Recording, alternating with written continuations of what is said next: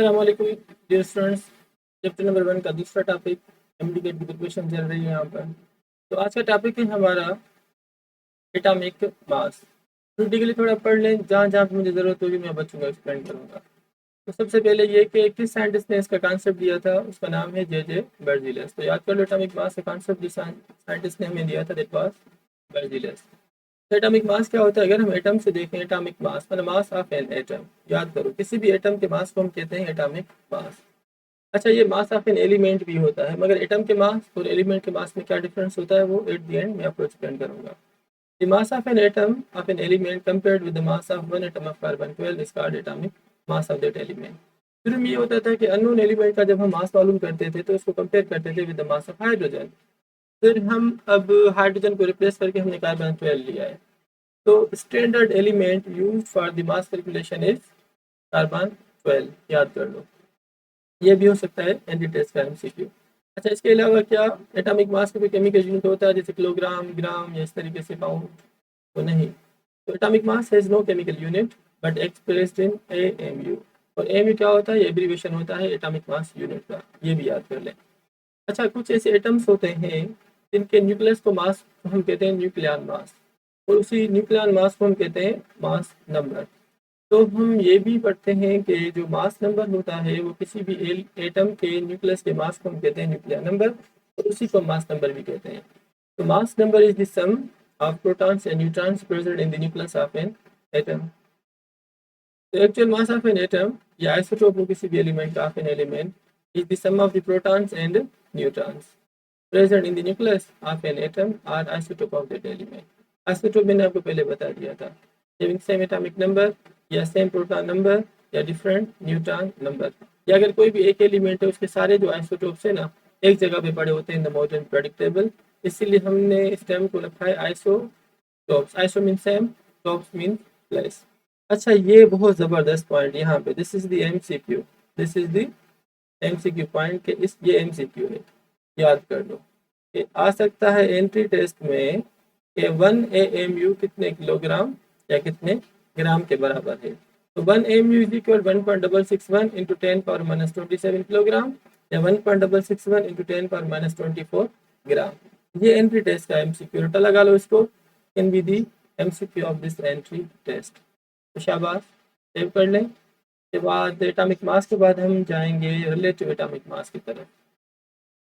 Relative atomic मास बहुत ही ज़बरदस्त topic है ये भी, रिलेटिव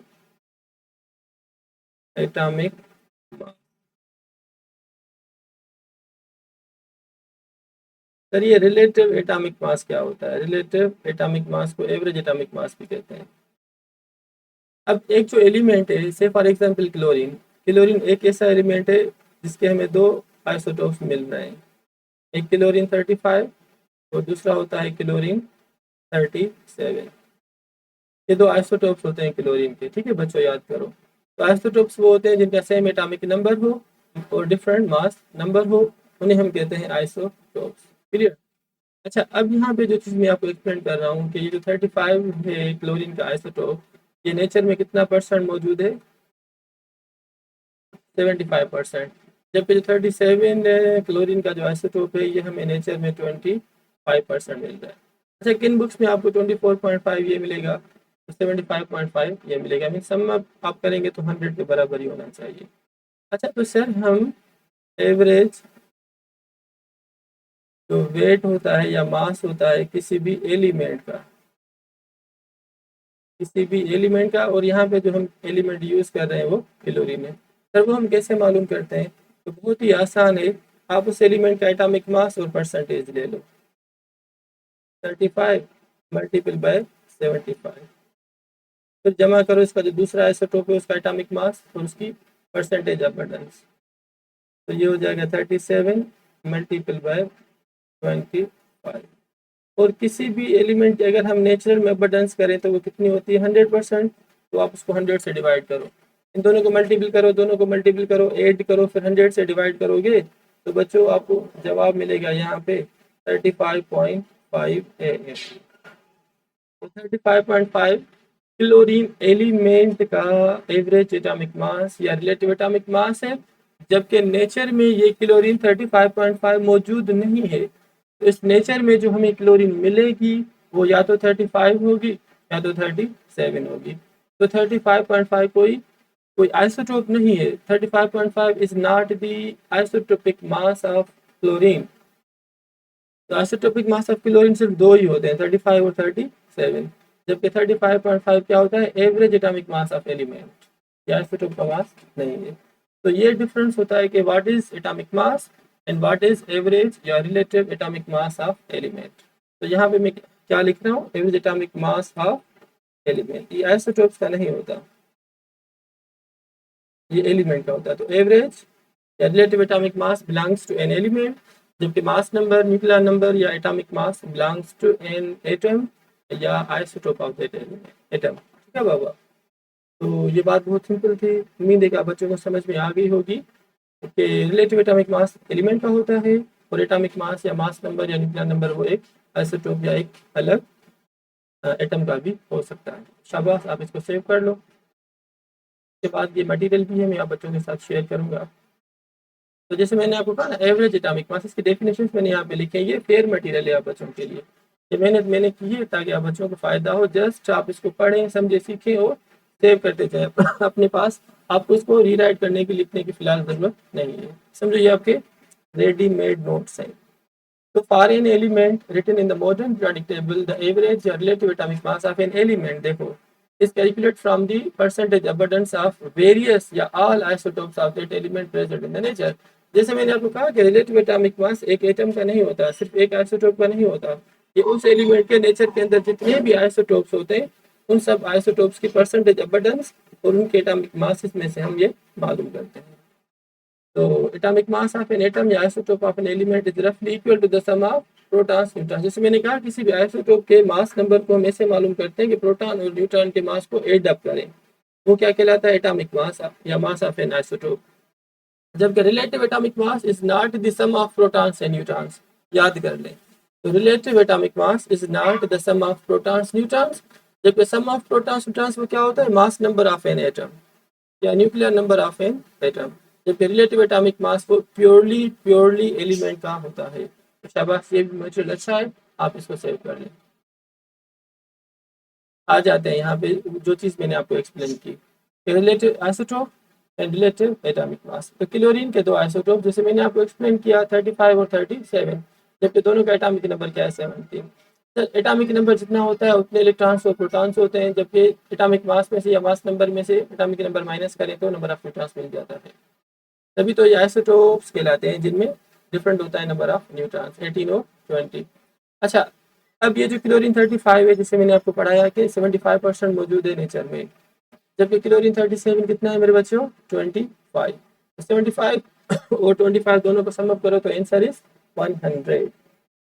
वही बात कि आइसोटोप का मास, उसकी अबंडेंस का मास, उसकी अबंडेंस को ऐड करो और डिवाइड करो 100, तो आपको यहाँ पे क्या मिल जाएगा, आपको यहाँ पे मिल जाएगा relative atomic mass of element. Relative atomic mass of element, और एलिमेंट हमारे पास यहाँ पे कौन सा है, क्लोरीन एलिमेंट।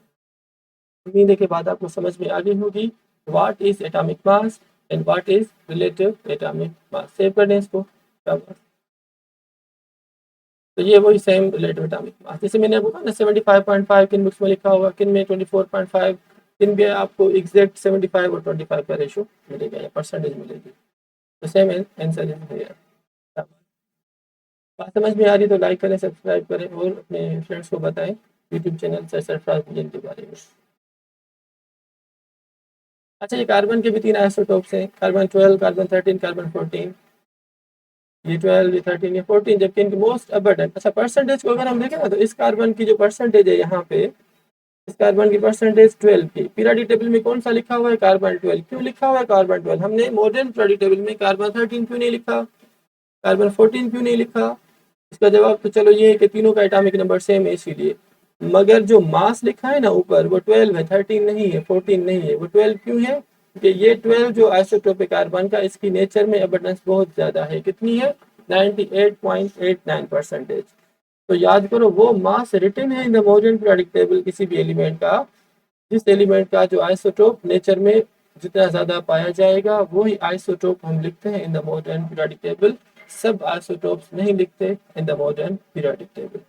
अब इन तीनों को रखो, इनके मासेस को, फिर वो फार्मूला लगाओ सेम वाला, आपको जवाब मिला 12.011 AMU। तो ये क्या है? Relative atomic mass of element, carbon element, या one atom of carbon element. अच्छा, उसके बाद अच्छा एटम मास, एटॉमिक मास तो हो गया, ठीक है बाबा। उसके बाद थोड़ा अगर मैं आपको इंट्रोडक्शन दे दूं मॉलिक्यूलर मास के बारे में, तो मॉलिक्यूलर मास क्या होता है? अगर हम मॉलिक्यूलर मास के वर्ड को ही देखें तो मॉलिक्यूलर मास क्या होगा? मॉलिक्यूल का मास। तो molecular mass is the mass of molecule. एक बात तो क्लियर होगी, कोई भी आप मॉलिक्यूल उठाओ, अगर आप उठाओ यहाँ पे molecule hydrogen is a molecule, एक हाइड्रोजन का मास कितना होता है? 1। तो 2 का कितना होगा? 2। अच्छा, इस मॉलिक्यूलर मास को भी जिस के साथ हम एक्सप्रेस करेंगे वो AMU होगा। तो एटॉमिक मास हो, मॉलिक्यूलर मास हो या फार्मूला मास हो, इन तीनों को हम एक्सप्रेस करेंगे AMU के साथ, ठीक है बाबा। तो ये क्या है? This is the molecule. Molecule is the combination of same atoms, homoatomic molecule, सही है बाबा। तो मॉलिक्यूल के मास को हम क्या कहेंगे? इस मास को हम क्या कहेंगे? एटॉमिक मास नहीं, क्योंकि एटम का मास थोड़ी है, तो मॉलिक्यूल का मास है। तो मास of a molecule is molecular mass, एक बात ये। या दूसरा क्या होता है? ऐसे कंपाउंड जो मॉलिक्यूलर फॉर्म में मौजूद हो, जैसे मोस्टली जो कोवेलेंट ऑर्गेनिक कंपाउंड्स होते हैं वो हमें ज़्यादातर मोस्टली मॉलिक्यूलर फॉर्म में मिलते हैं। तो मास of a one molecule of a substance, whether the substance is in a molecule form या इन अ कंपाउंड फॉर्म। तो मॉलिक्यूलर मास क्या हुआ कि एक मॉलिक्यूल के अंदर जितने भी एटम्स हैं उनके मासेस को समअप करो, जो आंसर आ जाएगा उसके साथ हम AMU लिखेंगे, तो वो मॉलिक्यूलर मास होगा। तो इन शॉर्ट मैं आपको ये बताऊं कि मॉलिक्यूलर मास क्या है? It is a mass of a molecule, या it is the mass of a molecular compound, non ionic compound, organic compound या कोवेलेंट कंपाउंड। अच्छा, तीसरा टॉपिक यहाँ पे बहुत इंपॉर्टेंट वो भी हो जाए कि व्हाट इज द फार्मूला मास। तो फार्मूला मास क्या होगा? फार्मूला यूनिट का जो मास निकलेगा, और फार्मूला यूनिट मोस्टली किस कंपाउंड का होगा? That compound is a ionic compound. तो ये किसी एटम का भी नहीं है, ये किसी मॉलिक्यूल का भी नहीं है, ये कोवेलेंट कंपाउंड का भी नहीं है, मगर ये जो मास है ये कंपाउंड का है। किस कंपाउंड का होगा मेरे बच्चों? वो ionic compound, calcium oxide, magnesium oxide, calcium chloride, magnesium chloride. तो मास ऑफ आयोनिक कंपाउंड्स या आयोनिक कंपाउंड्स का जो फार्मूला यूनिट होता है आप निकाल दो, सिंपलेस्ट फॉर्म ऑफ दैट। फिर उसके अंदर जितने भी एटम्स है उनके एटॉमिक मासेस को समअप कर दे जाओ, तो आपको मिल जाएगा फार्मूला मास। और इसी फार्मूला मास को भी हम जिस यूनिट के साथ एक्सप्रेस करेंगे वो AMU होगा। तो ये बात है बहुत इंपॉर्टेंट, याद कर लो। एटॉमिक मास हो, मॉलिक्यूलर मास हो या फार्मूला मास हो, इन तीनों को हम एक्सप्रेस करते हैं with the same unit AMU। Clear Baba? Formula mass क्या हुआ? The atomic mass, the sum of the atomic masses of all the atoms of different elements। क्योंकि कंपाउंड जो होता है उसमें मोस्टली डिफरेंट एलिमेंट्स ही कंबाइन होते हैं, जबकि मॉलिक्यूल में सेम एटम्स होते हैं, कंपाउंड्स में डिफरेंट। मगर यहाँ पे आयोनिक कंपाउंड नहीं, H2O is not an ionic compound, it is a covalent compound. इसके अंदर सिंगल कोवेलेंट बॉन्ड होता है, ठीक है। The sum of the atomic masses of all the atoms of different elements present in empirical या simplest formula of a substance।